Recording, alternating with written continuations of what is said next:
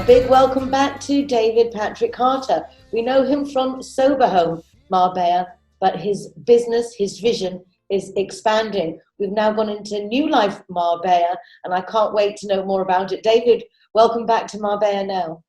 Hi, Nicole. Lovely to see you. How's the lockdown been for you personally? Up and down, if I'm honest. I try and keep some form of fitness regime and in contact with my children, so I haven't been able to see them because they're in Malaga, and so that's really tough. I find the community spirit beautiful that's happening. There's things like people giving food for other people. I really like that, and it's lovely to see everyone out on the street exercising. It really is. We're all challenging ourselves in new ways. Before we go into how you've been helping through your New Life Marbella through the crisis, first, what is New Life Marbella? That's a really good question. So traditionally, so I work in the rehab space. So I have a rehabilitation service, and the traditional movement is to go into what's termed a multi-bed facility. We provide single occupancy rehabilitation services with a clinical and medical team that are specifically designed in a bespoke manner for that individual. And that's what we do. So rather than sharing your rehab with 30 other people, you have your own space. Obviously, there must be a cost that goes with that, having any personalized treatment, but with something like rehab, obviously that gives you so much more possibilities of success, perhaps. That's an arguable question or an arguable statement. It's dependent on the individual, but yes, going to cost, it's more expensive than your traditional multi-bed facility, correct? However, again, having that personalized treatment, and I imagine if I had a problem, I'd rather deal with it on my own than in a group session. As you say, it's up to each person. Have you seen during lockdown an increase of demand for your services?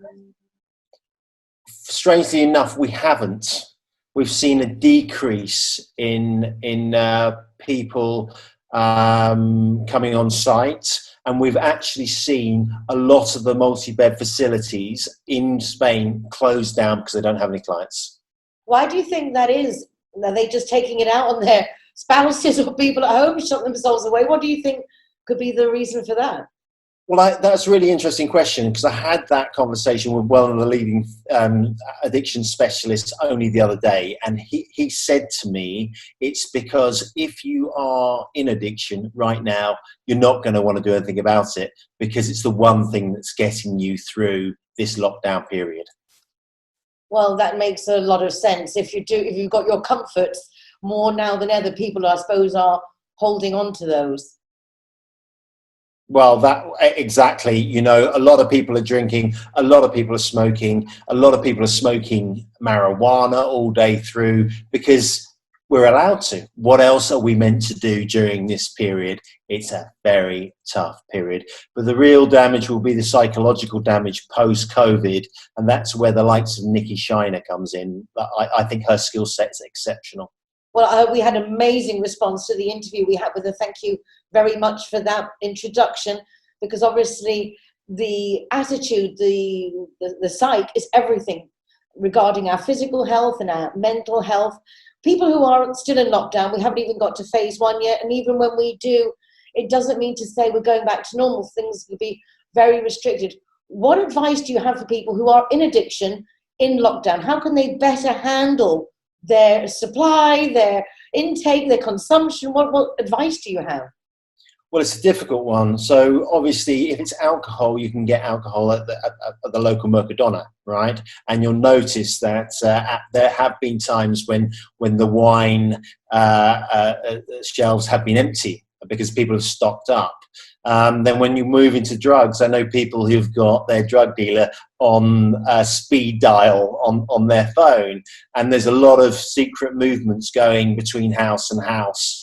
But it's interesting. So people are stocking up and growing their own weed, as an example, or they got various bits and pieces. But it does make life difficult. Imagine also for the family members, those who don't live alone, who have an addiction, having a problem, this can be a particularly challenging time. How can they address the situation for things not to get out of hand? Well, I think this is some of the things that Nikki spoke about. You know, I think you're aware that Nikki's the visiting clinical psychologist for New Life Marbella, and she's exceptional. And she was talking about the impact on the family. Let's say dad drinks too much and dad gets angry in a closed environment after drinking too much, and there might be some physical abuse. Nikki was stating that they've seen an uptake in what's it called, domestic violence. Thank you. There's a very spiked increase in domestic violence, and one is assuming this is to do with being in lockdown, maybe just because you're not used to being together, but if you add the pressure of some kind of addiction, it must be just devastating. Well, that's right. When people when people need alcohol or drugs to get through the day, then they're going to go through periods of withdrawal, and that withdrawal often is associated with bursts of anger, and that's the difficulty. And when those individuals don't have anyone to talk to, then it's even harder. And the real suffering happens in the family of origin. That, you know, the mum gets it and the children get it, and that's a terrible thing that's happening right now. So that's why I'm really pleased that Nikki Shine is on the coast. I'm really pleased that she's part of our service, because she brings up the credibility 150% basically. Yeah, and you have a Harley Street psychologist collaborating with New Life Marbella is obviously very high credentials, and Dr. Kalash, who also will be meeting very soon. But the family that's in this situation, who should they contact, David? Do they, because I imagine there's a certain sense of disloyalty, you don't want anything to happen to the person, but maybe there's a situation that's getting a little bit delicate. Would this be a moment to ring to speak to someone like Nikki, or do we direct, because a lot of people don't want to ring the services? Yeah, that's right. So I can tell you that the local face-to-face meetings, AA, Narcotics Anonymous, which would be the most organic place to go to, they're all shut. And I can tell you that the multi-bed facilities up and down the coast, they are also shut. So the place to go is your general practitioner, and to find a team like mine that can provide a bespoke wraparound service and deliver inside the family itself. And I would also suggest that Nikki Shiner would be a great person to speak to, and she does a lot of work. Nikki, I have no idea where she gets the time from, but she's exceptionally gifted. Well, I spoke to her actually over the weekend. We had another hour's chat, because she's such a fascinating woman. We booked in the next interview for the end of the month as well, because again, having help, guidance at a time like this in lockdown is so important. When we come out of lockdown, a lot of people are still going to be suffering loss of jobs, those with addictions. It just all is going to become overwhelming. I imagine you're expecting a spike then, having commented that right now everyone's just taking advantage of being able to indulge. Well, that's right. Currently, people are being paid a little bit. Some people are being paid a little bit of money from the government, and they're on a kind of holiday. When the restrictions are lifted, people will have to go back into some form of momentum of work. But people are less motivated right now to get things done, because they're drinking and drugging, and so there will be a spike. There will be a spike of families that need support, and the multi-bed facilities will take time to reopen. Plus, you've got the issue with the multi-beds, because there's going to be this issue of COVID-19. They may have an outbreak of COVID-19 because they don't know, you don't know where people are coming from. And so it's going to be a very interesting period of our lives, Nicole.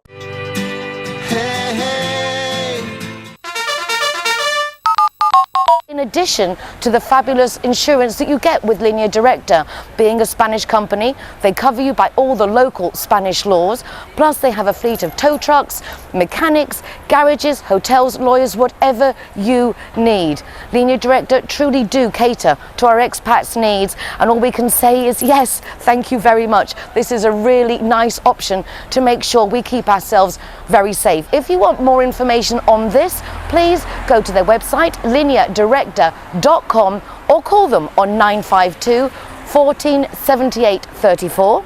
That's 952 14 78 34, because Linear Director are putting your safety first.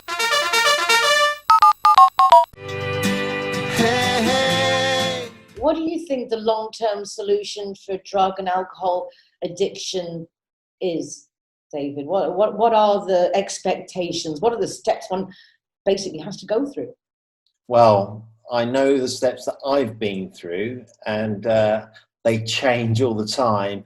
But the one thing I would say is take one day at a time, because that's really all we've got. We've only got today. Tomorrow really never comes, and yesterday's gone. And I can start my day again today at any point. So if I structure my day around positivity, that almost guarantees me the fact that I'll get through the day without picking up one thing or another. And that, you know, just taking it one day at a time is a fantastic mantra. A lot of people, I think, because they maybe slip up one day, it's that desperation of, oh my gosh, and as you're saying, is give yourself a break, basically, that no one's perfect. Just take one day at a time. When does one know that that day has come? When did you know your day had come? Well, I knew that day had come because, I knew that day had come because all my friends and family had left me, and I was alone in London. And I was working as a professional musician, working in Piccadilly, and I was miserable. So I knew I had to do something because of the way I felt on the inside. Everything on the outside looked glamorous, but on the inside I was an empty shell. So I had to make a decision. So I bought a ticket and I went to South Africa, and I stayed there for 10 months in treatment, edging ever so slowly back into the normal world, and then over to Spain to re-engage with my two young children at that point. They're both teenagers now, by the way. Absolutely wonderful, because life does go on with or without us, and so much nicer if it's with us. Living in an area such as the Costa del Sol, temptation is paramount, like it's just everywhere. I imagine even harder to deal with perhaps than living in non-touristic areas. What are the extra tips that people can take, David? Well, the extra tips are find a support network of people who don't do what you don't want to do. You know, so if you're a drinker, if I'm a drinker and I'm hanging around with other drinkers, I'm eventually going to drink. So if I can go out and find people who don't drink, or might have the odd drink every now and again, but exercise more, eat well, they're into cooking and yoga and meditation and climbing up the mountain. That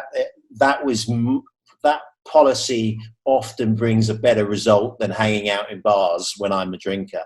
And I would say that climbing up La Concha is one of the most beautiful things that someone could do, and it's on your back, it's on your doorstep, and boy does it change the biochemical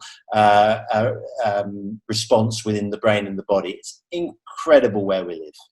So everything is breaking habits, breaking the habit of drinking, breaking the habit of the people that you hang out that cause that dopamine effect that want you to then follow in. It's just changing everything step by step. That's exactly right. And be aware that adrenaline is also a very, very addictive drug. So I need to be aware that my highs are often accompanied with a low. And I can drink when I'm high and I can drink when I'm low.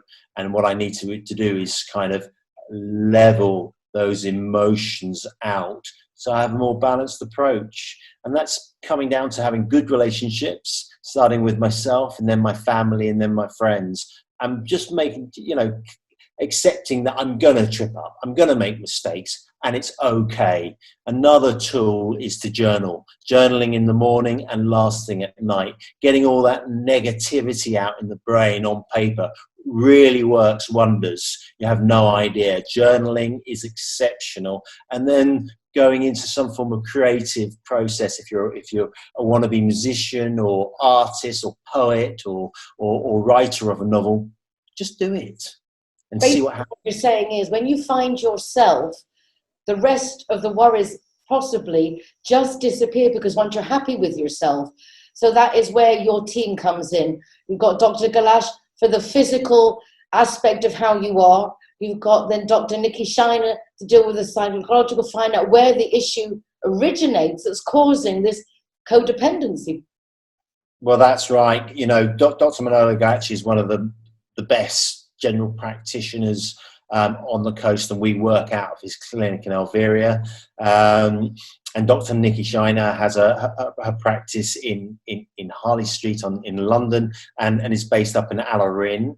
And then with a client, we will provide them with a sober companion or a carer who can deliver pharmaceutical drugs, depending on the psychiatric report that comes from the team. So we'll work with Dr. Jose Moyano as the lead psychiatrist. And then depending on investment levels, we'll provide a chef, a driver. They can be in a villa or in a rustic environment overlooking a river. We can even take dogs. And we can deliver this. It's more difficult in today's circumstances because of the lockdown, and we've got to get permissos de circular. So, but we can get them, and we can move a client from, say, northern Spain down to southern Spain for treatment.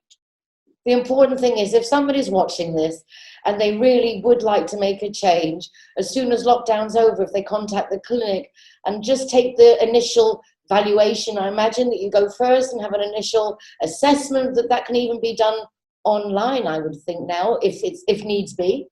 Yeah, exactly. So we're working with people in the lockdown period. So if anyone's struggling, we can help you. There's no two ways about that. And yeah, there is an initial assessment that needs to be done, because if there are warning signs and the client is in danger, there's a certain risk level that we will not work with, because they might need a different form of treatment. But we'll always help the individual, always, whether we work with them or not.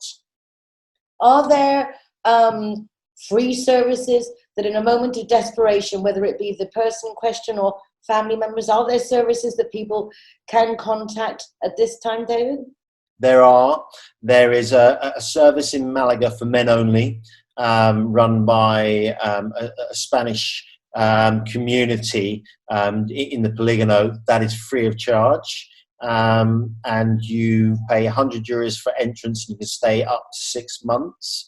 And I can help people move into that direction if they need be. And get financing if need be. In fact, anything can be done if you know that someone needs help.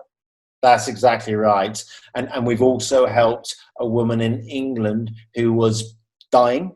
We found her a placement in England via the network of people that we know. And 9 months later, she is now living a full life with her daughter, which is pretty exceptional, to be honest with you. It is. And it's really nice to know that you're back with your kids, and that there are second chances, and there's a whole life ahead. It's just taking a grip and knowing that people like yourself, David, are there to help from the experience, which is great that you know that this is needed, this service. And it's so wonderful that you put all your efforts into making it happen, so that here on the Costa del Sol, there is somewhere to reach out and someone who knows what to do. Well, yes, and people are relatively scared and they're vulnerable and they need to be looked after, and there's ups and downs in early recovery. There's no two ways about it. You know, on one day you can have a client who's happy, and on the second day they're miserable, and it needs to be tempered, and also certain clients need to be in some form of position where they're contained, because the emotive response is just too great, and it's very emotive, and so it's up. There are ups and downs. There are good results and there's bad results, and I think that comes with all lines of work when dealing with any form of mental health and healthcare.